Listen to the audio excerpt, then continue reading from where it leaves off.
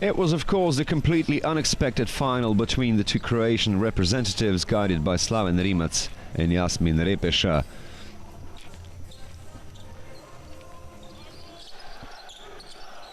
Marino Baždarić was the first one to score in the final after first stealing the ball himself. Cibona got going by scoring 4 points in a single action as Blasingame scored for 3 and was fouled in the process.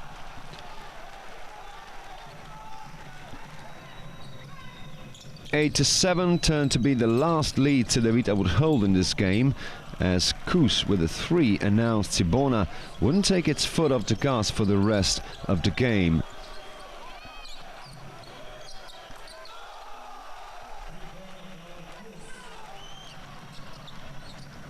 A minute and a half before the end of the first quarter, the score was level for the last time in the match to 14, and the period itself ended with 18 to 14, with Darko Planinic the last to score in it.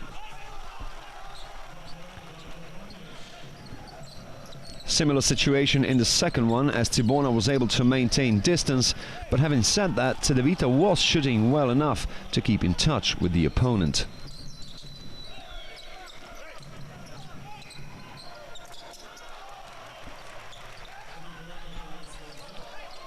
Didn't last long though. 3 minutes before the end of the half, Rosic scored for 3 again. And a bit later, Cibona held the lead of 34 to 23.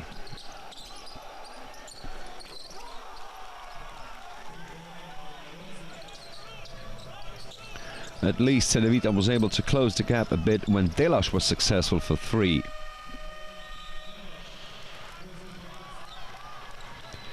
A couple of changes for both teams at the start of the second half as the balance was maintained. But then, in the 34th minute, Cibona opened up a 12-point lead through Siriščević's 3-pointer.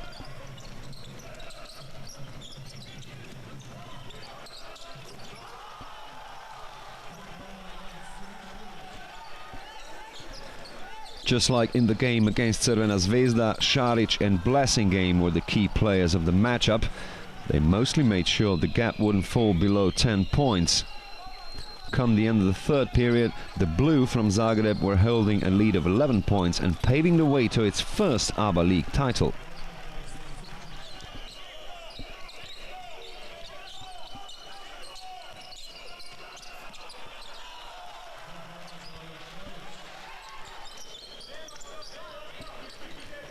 Blasingame and Šarić continued keeping the impression they were not going to allow any doubts about the winner, as first the American put it to 52 to 39, and then the young Šarić scored another 3 to put Cedevita behind by as much as 16 points.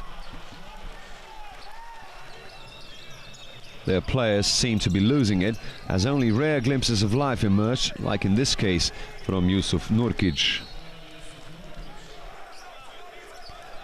At the other end, Šarić was justifying his MVP status with versatility, as in this case when he passed nicely for Jagodić Kuriđa. Towards the end, Cedevita tried desperately with 3-pointers, with Goran Suton being precise, and the gap was close to 10 points, but ultimately it was to no avail, as it became clear that Cibona wouldn't drop their performance.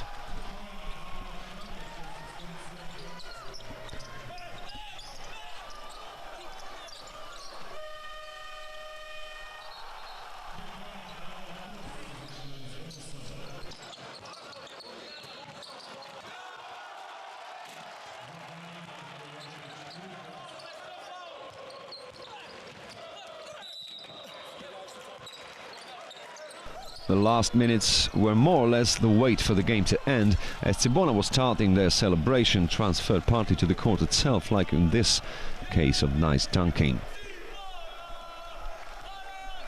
Siriščević's free throw 13 seconds from time was then the last point of the game, and the end result stood at 72 to 59.